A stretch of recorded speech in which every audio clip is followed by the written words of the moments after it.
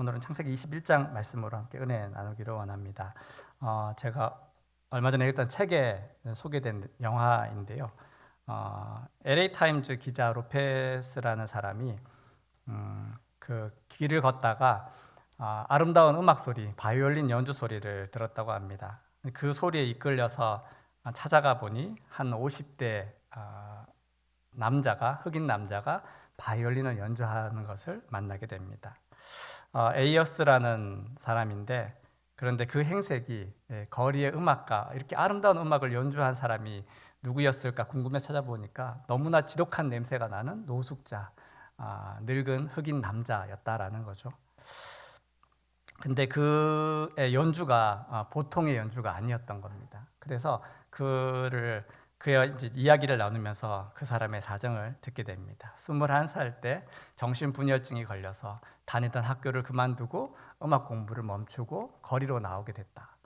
어떻게 된 일이냐 하면 어릴 때부터 음악으로 이제 유명해져서 전도 유망한 그런 음악가였는데, 이 정신분열증 때문에 다니던 학교 줄리어드 음악대학교를 중단했다라는 거죠. 그리고 5년이 지나고 나서 어머니가 죽습니다. 어머니가 죽고 또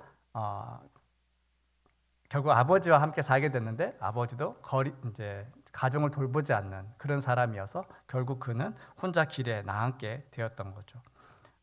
포스터 사진이 있는데요.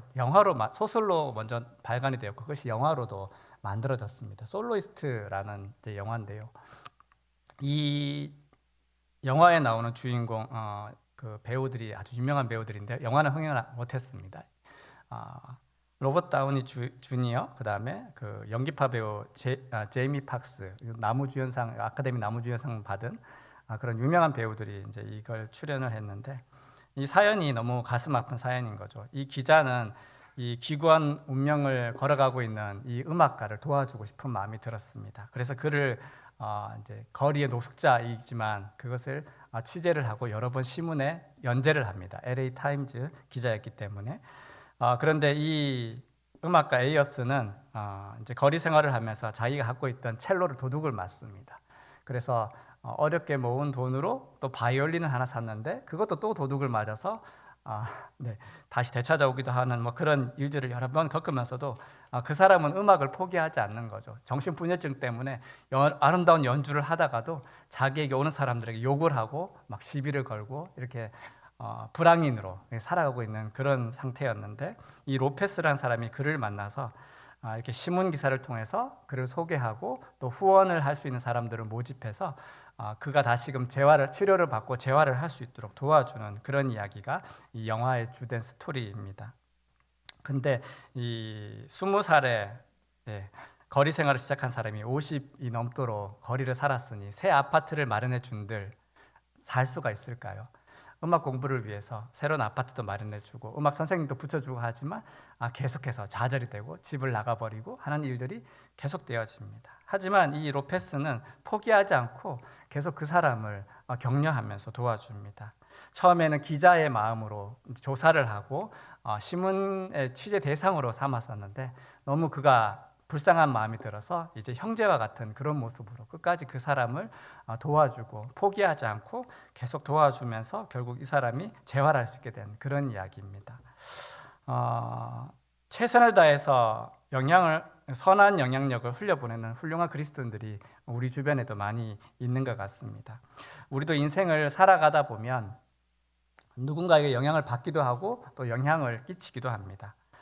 가정에서는 누군가의 아들, 딸로 살아가면서 부모와 또 형제 자매 간에 어떤 기쁨을 주고받기도 하지만 아픔을 드릴 때도 있습니다.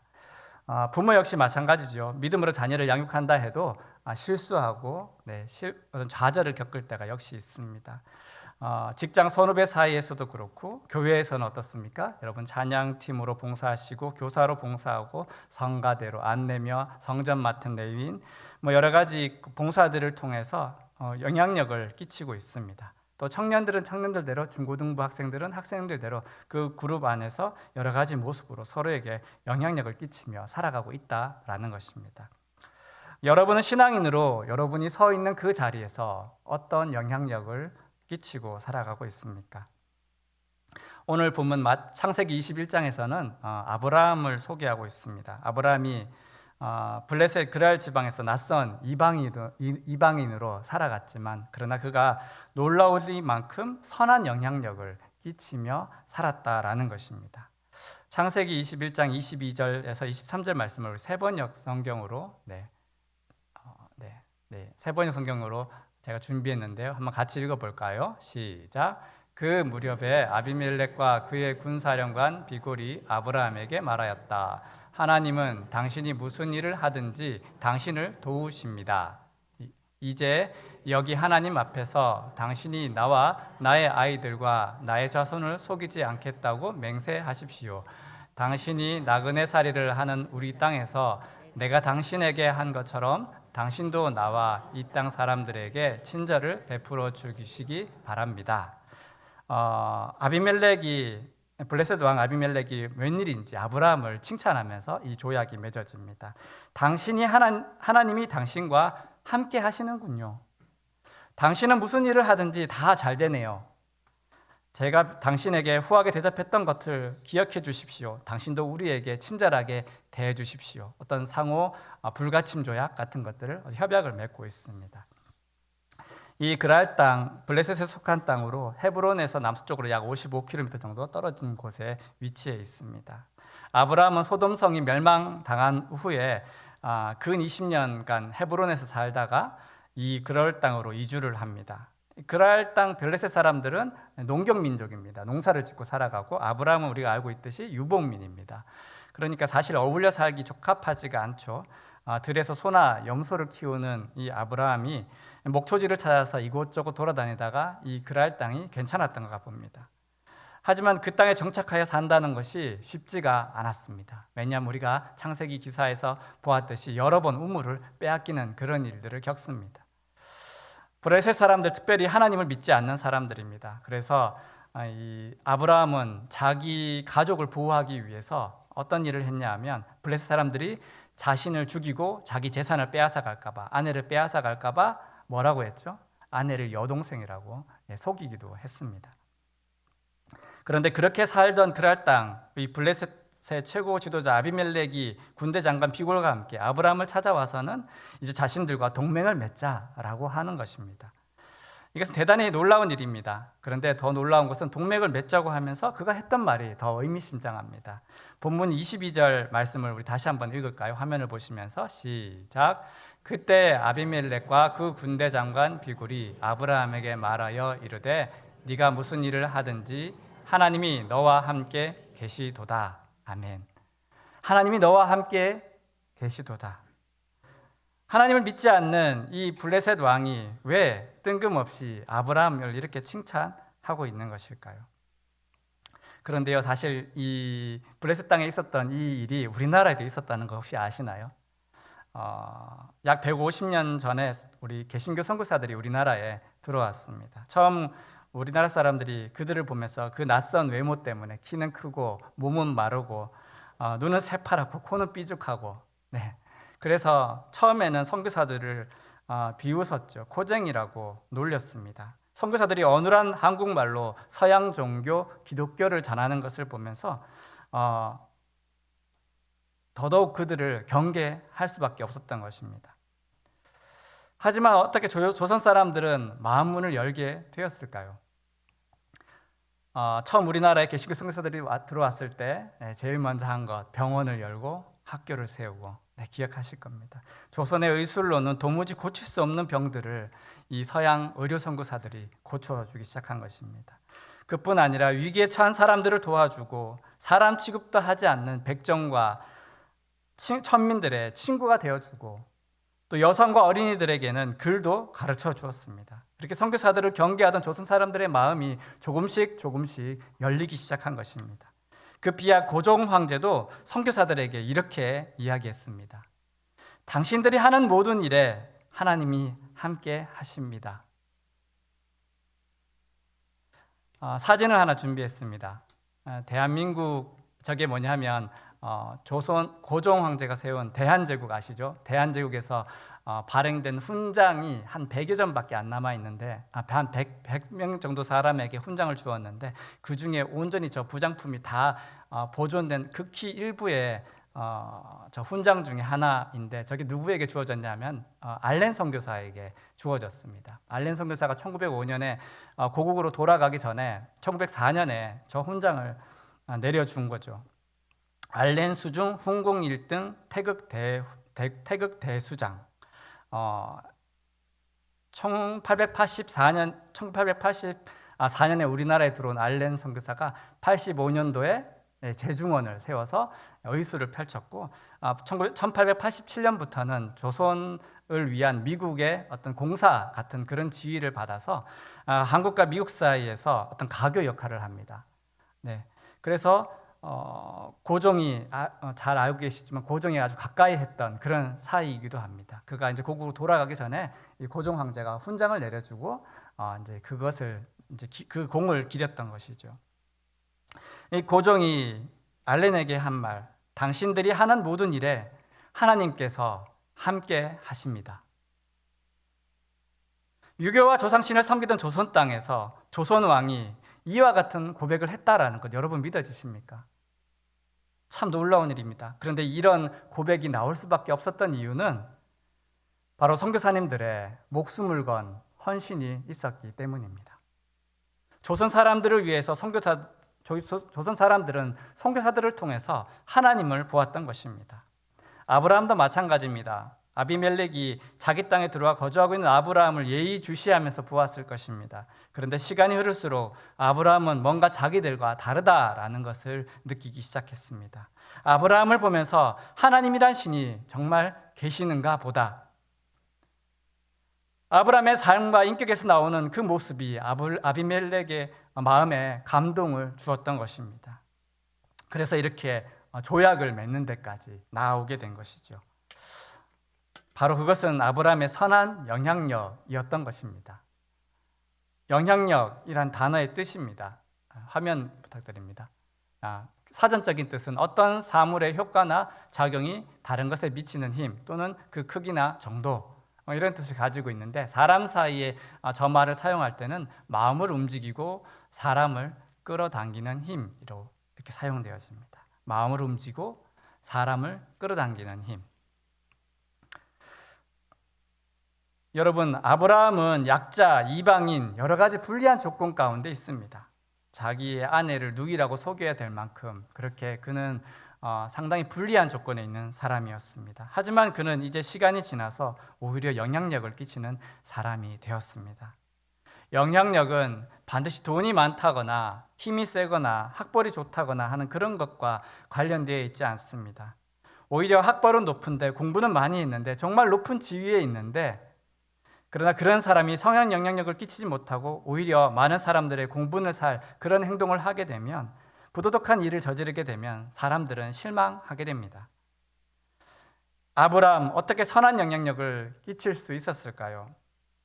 본문 우리 읽었던 말씀 25절에 보면 아비멜렉의 종들이 이 조약을 맺는 자리에서 우물 빼앗은 일에 대해서 아비멜렉의 종들이 아브라함의 우물을 빼앗아 간 것에 대해서 아브라함이 항의하는 그 말씀이 기록되어 있죠. 그런데 그 뒤에 보면 26절 같이 한번 읽읍시다. 시작. 아비멜렉이 이르되 누가 그리하였는지 내가 알지 못하노라. 너도 내게 알리지 아니하였고 나도 듣지 못하였더니 오늘에야 들었노라. 무슨 얘기죠? 이제 조약을 맺는 상황 가운데서 아브라함이 이제서야 그 사실을 털어놓고 있습니다. 한 번도 난 들은 적 없다. 어쩌면 거짓말일 수도 있을 것 같아요. 진실일 수도 있고 거짓말일 수도 있지만 중요한 것은 이 사실, 이 대목의 중요한 것은 아브라함이 이 억울한 일을 계속 당하고 있음에도 불구하고 한 번도 아비멜렉에게 직접 항의한 적이 없었다라는 것입니다. 참고 인내했다라는 말입니다. 그리고 아비멜렉과 이제 동맹을 맺는 이 시점이 되어서야 그 이야기를 꺼내고 있는 것입니다. 사랑하는 성도 여러분, 어떻게 우리가 선한 영향력을 끼치는 사람이 될 수 있을까요? 그것은 이 본문에서, 이 말씀에서 우리가 알 수 있는 사실, 때로는 억울한 일을 당한다 해도 그 모든 것을 오래 견디고 인내할 때 선한 영향력을 끼치는 사람이 된다라는 것을 알 수 있습니다. 참고 인내하는 사람이 선한 영향력을 끼칠 수 있다라는 것입니다. 27절 말씀 또 다시 한번 읽겠습니다. 시작. 아브라함이 양과 소를 가져다가 아비멜렉에게 주고 두 사람이 서로 언약을 세우니라. 지금 누가 누구에게 선물을 드리고 있습니까? 네. 조약 맺자고 누가 찾아왔죠? 아비멜렉이 찾아왔잖아요. 근데 선물은 아브라함이 드립니다.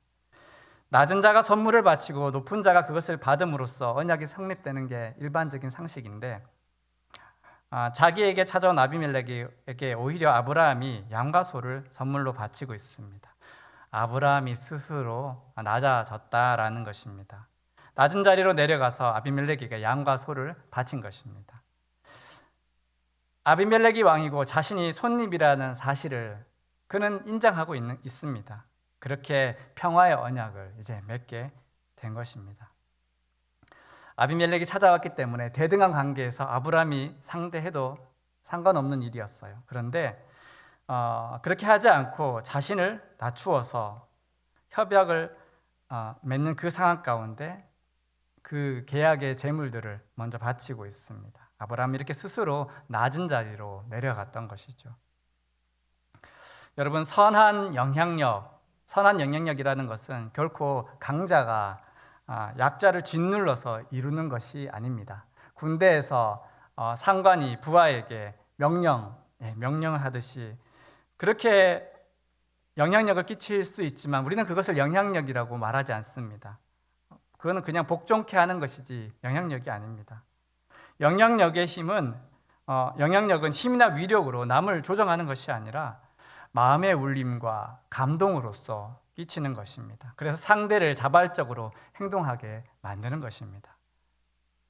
아브라함은 겸손한 모습으로 내려감으로써 그 상황 가운데 선한 영향력을 발휘하고 있었던 것입니다. 여러분, 왜 우리가 주님 앞에 엎드려서 예배할 수밖에 없을까요? 그것은 만왕의 왕 만주의 주께서 스스로 낮아지셨기 때문입니다. 우리를 위해서 스스로 낮은 자리로 내려오셨던 것입니다. 우리 죄를 대신해서 기꺼이 십자가에서 죽어주셨기 때문에 우리는 그 놀라운 섬김 앞에서 엎드려질 수밖에 없는 것이죠. 그래서 오늘도 수많은 사람들이 그 겸손하신 왕 앞에서 엎드려 예배하고 있는 것입니다. 새생명 축제를 우리가 기대하면서 힘으로 지배하는 교회가 아니라 낮아져서 섬기는 그런 교회로 그들 앞에 나아갈 때 그들도 무엇인가 선한 영향력을 받게 될 것입니다. 예수님 우리를 위해서 가장 낮은 자리로 오셨습니다. 그 예수님을 우리가 소개하기를 원합니다. 아브라함이 그랬던 것처럼 아브라함은 아비멜렉을 무시하지 않았고 거드름 피우지 않았고 대등하게 해도 됐음에도 불구하고 스스로 낮아져서 섬기고 있습니다. 낮은 자의 위치로 내려가서 오히려 아비멜렉을 높여 주었습니다. 이것이 바로 이방 땅에 거주하면서 아브라함이 선한 영향력을 끼칠 수 있었던 비결이 되었습니다. 그 많은 우물을 내어준 것 역시도 자신의 것을 희생할 줄 아는 마음을 가졌기 때문입니다. 맞서 싸우지 않고 손해보는 길을 그가 택하였던 것입니다.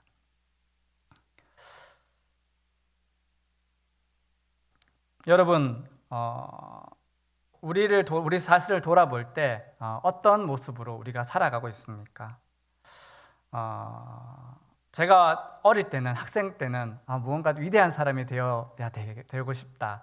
위대한 사람이 되어서 많은 사람들에게 좋은 영향력을 끼치는 그런 사람으로 살아가고 싶다라는 그런 마음을 갖고 있었는데 이제 한 반 50 되어 가다 보니 이제 돌아보는 그 세월 가운데 나는 그것이 아니고 내 가족조차도 선한 영향력을 끼치지 못하고 살아가고 있는 부끄러운 아빠구나, 부끄러운 남편이구나라는 생각을 많이 하게 됩니다. 오늘 말씀을 준비하면서도 다시금 나를 돌아보게 됩니다.